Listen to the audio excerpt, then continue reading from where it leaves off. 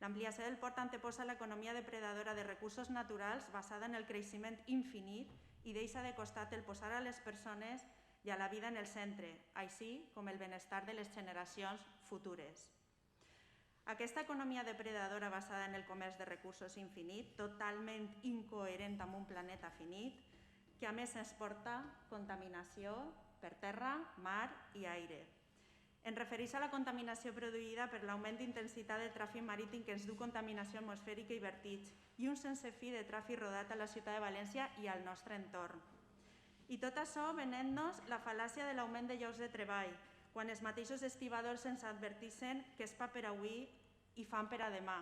I me pregunte, aquests suposats llocs de treball són més importants que els que generen l'economia de les activitats que desenvolupen en el parc natural?